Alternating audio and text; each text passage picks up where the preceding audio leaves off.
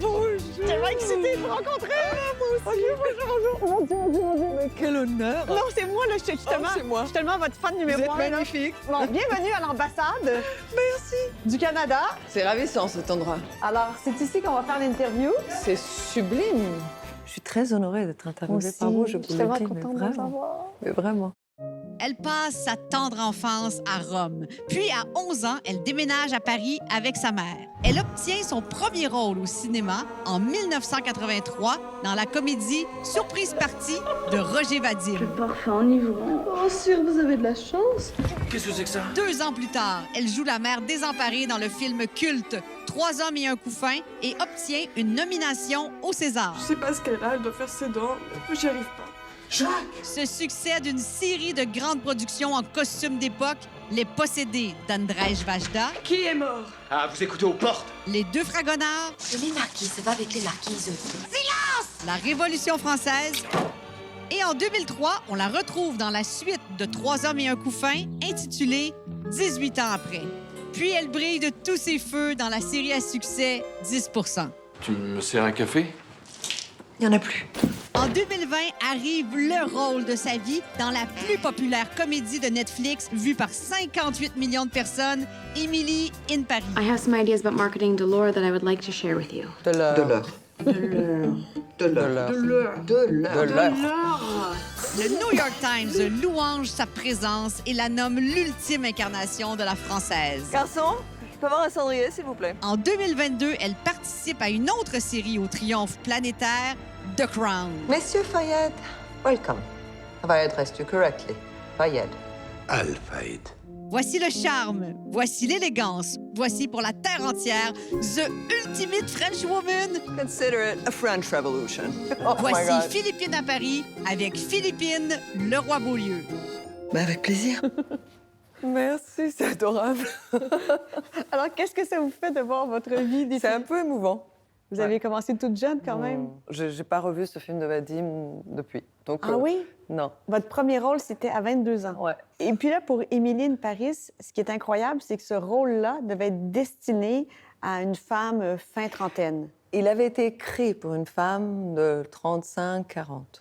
Mais ils n'avaient pas d'actrice forcément en tête, mais il était écrit pour ça. Donc quand j'ai fait les essais pour Émilie, c'était parce que la casting trouvait que malgré mon grand âge, j'avais des similarités avec ce personnage et qu'elle voulait que j'essaye. Parce qu'à l'époque, vous aviez déjà la cinquantaine avancée. Ah oui. Say, Lovey. Oh, well, perhaps you can post that on your little Instagram. #BadHairDay. Non, mais vous êtes devenue l'icône pour les toutes Ça m'a- jeunes maintenant en France, là. Ça m'a vachement surpris. Vraiment, je ne m'attendais pas du tout à ça. Je me disais que si mon personnage allait plaire, il allait plaire aux personnes de mon âge ou un tout petit peu plus jeunes que moi, mais pas des jeunes femmes de 25 ans. Je ne m'attendais pas du tout à ça. You are fired. Get out of my office. Clear out your desk. Don't show your face here ever again. Est-ce que c'est parce que je dis ce que je pense, ou le personnage dit ce qu'il pense, et qu'il a une forme de liberté qui leur plaît? Tous les garçons sont beaux à Saint-Tropez. Toutes les filles sont belles, belles à Vous, vos réseaux sociaux, maintenant, est-ce que ça a eu une influence? Ah, ben forcément, oui. Ça a pulvérisé vos comptes? Oui, ça fait monter beaucoup, ouais. Oui, mais c'est normal. Après, c'est un outil que moi j'utilise pas comme quelqu'un de 20 ans. Donc voilà. Mais vous êtes devenue une influenceuse, là. Non, justement pas. Vous êtes plus juste une actrice, là. Justement pas. Non, je ne serai pas une influenceuse. C'est justement pas ce que je veux. Mais vous l'êtes malgré vous, ou on pourrait dire vous, grâce à ça, vous êtes influenceuse, vous avez une influence sur beaucoup de femmes. Moi, quand j'ai vu que vous aviez, je peux vous dire votre âge, là. Oui. Quand j'ai vu que vous aviez 59 ans, quand je vous ai vu sortir en bikini, mais c'est quoi votre truc? Qu'est-ce que vous mangez? Qu'est-ce que vous mangez pas? Qu'est-ce que vous faites? Qu'est-ce qu'on fait pas? Mais comment on peut avoir un body à 59 ans comme ça? Je ne sais pas comment vous répondre. C'est très gênant de parler de mon corps, en fait. Quand on vous a demandé de faire cette scène en bikini, vous avez hésité ou pas? J'ai pas hésité, mais on me l'a dit un peu au dernier moment. J'étais un peu furieuse. J'aurais dit, les gars, j'ai pas 25 ans quand même. À un moment, il faut quand même dire les choses aux gens. On sortait de l'hiver. L'hiver, on a tous tendance à... Oui. On le sait. Heureusement, j'avais quand même un tout petit mois, mais là, j'étais à fond pour quand même n'avez pas me mangé- sentir un peu à l'aise, quoi. Vous n'avez pas mangé de gâteau 3 jours avant, là? Non, Non, c'est ça. après. Après, oui, vous êtes récompensé après. Le Figaro dit que vous n'êtes pas une sexagénaire, mais vous êtes une sexygénaire. Il vous compare même à Pamela Anderson. Waouh!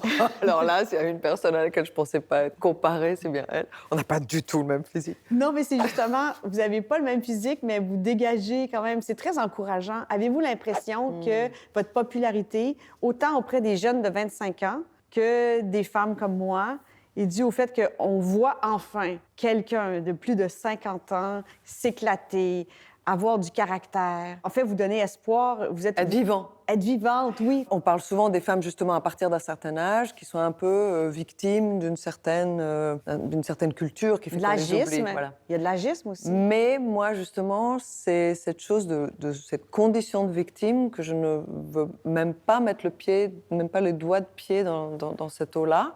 C'est-à-dire que j'ai pas envie ni de me considérer comme une victime, ni qu'on... Je trouve qu'on gagne beaucoup plus à être dans l'action.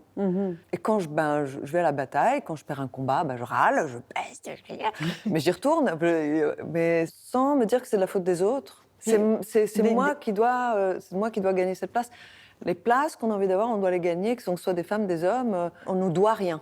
C'est vrai. On doit nous quelque On doit chose. prendre notre place. Oui, et puis on doit nous quelque chose aux autres aussi. Mais en fait, de vous voir réussir à faire ça, je pense que c'est ça qui est si séduisant et inspirant en ce mois de mars, qui est quand même le mois qui célèbre le 8, l'anniversaire des droits des femmes. Ça nous donne le droit de vieillir et le droit de bien vieillir. Voilà, le droit de vieillir avec la joie d'une vie qu'on continue à goûter en permanence. I told them the room was off limits, but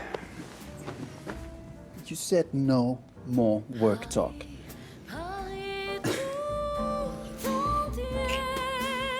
Est-ce que vous pourriez, comme Sylvie, être avec un homme plus jeune? Ça serait super. Si je tombais très amoureuse, oui. Oui. Ouais. Est-ce que vous faites plus draguer par les hommes plus jeunes depuis la série? Je me fais draguer par personne. Voyons donc.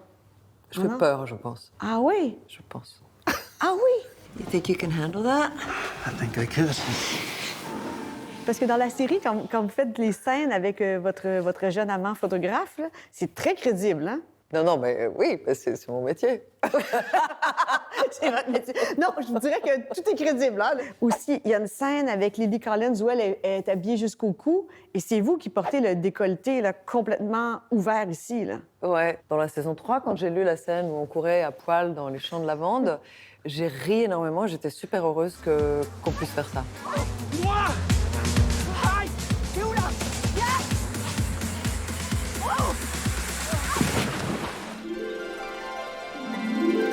Vous êtes mère d'une jeune femme. Ouais. Et comment ça a une influence sur elle ou un impact sur elle, votre popularité? Là? On parle de vous dans le New York Times. Vous êtes connue maintenant à travers le monde. Comment votre fille vit ça? Elle est très contente. Elle est venue à la première à Paris. Elle voulait absolument être là. Ça m'a vachement touchée. Elle est super heureuse de voir que sa mère, justement, après quelques années de désert, se trouve à une place où elle s'amuse, quoi, et où elle peut avoir accès à des projets plus intéressants, etc., etc. Donc tout ça, elle le sait. Donc ça l'inspire aussi beaucoup. Quand vous faites référence à vos années de désert, c'est les années où vous aviez moins d'emploi. Vous aviez une traversée du désert où on faisait peu appel à vous, ou même pas du tout. Les acteurs ont beaucoup de moments comme ça. Oui. Il y en a des plus longs et des plus courts. Le vôtre a été assez long quand même. Il y en a eu un peu plus long, Oui. mais c'est un endroit où j'ai appris beaucoup de choses. Il y a une phrase que j'adore qui dit Dieu a créé des terres pleines d'eau pour que les hommes y vivent et le désert pour qu'ils y rencontrent leur âme. Est-ce que ça vous rendait, à juste titre, un peu déprimé? Il y a eu des moments très, très durs, ouais, très Très douloureux, noirs, ouais. j'imagine, oui. Et qu'est-ce qui vous a sorti de ça? C'est la série 10 Oui, je crois que cette série, ça a été cette main tendue de Cédric Lapiche, qui est quelqu'un que je connais depuis très, très longtemps, avec qui j'avais jamais travaillé. Je suis tellement contente. Vous avez dit « il m'a sorti de la tombe Ouais. ». Donc, c'est parce que vous étiez... Je me sentais très oubliée. Vous savez qu'un acteur, quand il travaille pas, il y a un moment où il a l'impression qu'il ne sert plus à rien. Il a envie d'aller planter des choux, en fait. Mais je suis trop têtue pour aller planter des choux. Votre mère, elle travaillait chez Dior quand vous Ouais. étiez jeune adolescente. Et est-ce que ça vous a influencé à aimer la mode, d'avoir une maman qui travaillait dans une maison de haute couture? Ça m'a influencée sans le savoir, parce que quand j'étais petite et que ma mère travaillait chez Dior, je n'en pouvais plus d'entendre parler de collections, de fringues, de bijoux, de trucs. Qu'est-ce qu'elle faisait chez Dior? Elle dessinait les bijoux, elle dessinait la maroquinerie, les foulards, mais surtout la collection de bijoux, qui était la chose très importante qu'elle faisait là-bas. Je trouve ça touchant parce que paraît-il que dans Emily in Paris, il y a certains bijoux qui ont été dessinés par votre mère que vous portez. Dans la saison 1, oui, j'ai porté beaucoup de bijoux de ma mère. C'est vrai? Parce qu'elle m'a beaucoup inspirée pour le personnage en saison 1. Ah oui? Ouais. En quoi? Parce qu'elle vivait dans ce milieu-là, que c'était une femme assez tough, qui a dû aussi, comme toutes les femmes de cette génération, c'était une des premières à quand même percer le plafond de verre, des femmes qui avaient des postes de responsabilité. C'était des femmes de goût, mais en même temps, c'était des femmes assez irrévérentes. Okay. Il y a une irrévérence de Sylvie qui est très inspirée de ma mère. Donc, vos manières dans Sylvie, quand elle se promène comme ça, c'était ma mère avait toujours une cigarette à la main, comme ça. Oui? Ouais. Puis elle faisait ça comme ça. Allez, puis... Toujours. I've been here since 8:30. Pourquoi? We open at 10:30. Bonjour. Bonjour. Dans la série Emily in Paris, il y a toutes sortes de mythes et de clichés sur les Français, mais aussi sur les Américains. Par exemple, les bureaux n'ouvrent pas à 8h30 le matin en France. Un bureau comme celui de Sylvie n'ouvrirait jamais à 8h30, non. Il n'ouvre pas... Bah non. Avant 10h, il n'y a personne. OK. Non. Est-ce que c'est vrai qu'on fume plus en France que partout ailleurs? Do you want to have lunch? No, I'll have a cigarette. C'est plus vrai. C'était vrai, mais ça ne l'est plus trop. Non? De moins en moins de gens fument. Et vous, est-ce que vous fumez dans la vie? De manière très épisodique. Quand je joue Sylvie, je fume. The building is very old. It doesn't have an elevator. Charming. Est-ce que c'est vrai qu'en France, comme dans Emily in Paris, souvent au 5e étage, il n'y a pas d'ascenseur? Ouais. C'est vrai? Ouais. Moi, j'habite au 4e sans ascenseur. Et quand je rentre de voyage, je peux vous dire que je... OK, vous habitez au 4e étage sans Oui, il y en a ascenseur? 6 dans mon immeuble. Et le 4e, on est sans ascenseur. Ah, mais c'est pour ça que vous avez des si belles jambes ou des si belles fesses. C'est parce que vous montez 4 étages plusieurs fois par jour. On a trouvé le truc. OK, le truc, c'est pas d'ascenseur, c'est ça. Prenez l'escalier. De l'heure. Vous reprenez Émilie quand elle dit l'heure. Vous dites de l'heure. Et comment on dit du beurre? Parce que chaque Québécois qui vit en France... Du beurre. On se fait dire, quand on demande, est-ce qu'on pourrait avoir du beurre? Là, on dit pardon, du beurre. Et on se fait dire, madame, on veut dire du... Beurre. Beurre. Mais parce que les Français sont méchants. OK. Parce que ce que vous dites est totalement compréhensible. Hein. Donc, c'est de la mauvaise volonté. OK, moi, quand je venais, je disais, est-ce que je peux avoir du beurre? Pardon, madame? Parce que c'est du beurre. Du beurre. Voilà. OK, il n'y a pas de re. C'est un E plus... Excusez-moi, c'est une image, hein, mais c'est plus étroit. C'est pas du beurre, c'est du beurre. Du beurre. Comme ça. Voilà. Okay. Est-ce que vous avez une bonne relation avec Lily Collins? Très bonne. Oui. Ouais. Doesn't matter what language we're speaking. I don't believe a word coming out of your mouth. Oh, well, that's not good. What would you suggest that I do? Learn French, for starters. Puis elle, est-ce qu'elle parle vraiment pas bien français? Elle parle mieux français que son personnage. Ah oui? Ouais. Et est-ce que vous arrivez à bavarder un peu avec elle en français? En anglais. Puis vous parlez très bien anglais? Je parle anglais, oui. Je parle 4-5 langues. Comment ça, vous parlez 5 langues? Vous êtes en train d'imiter, là, du beurre! Comment ça, du beurre? Est-ce que vous parlez québécois? Non, ça, j'adorais. Moi, Oui. J'adore votre accent. Oui? Mais j'adore votre Mais- accent. Je suis incapable de le faire. Oui, mais Philippine, c'est vous qui avez un accent, c'est pas moi.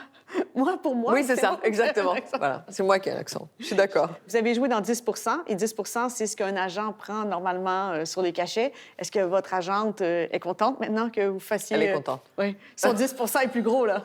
110% est beaucoup plus intéressant. Mais je suis contente que votre 10 enrichisse une autre femme. J'ai que des femmes autour de moi. Bravo.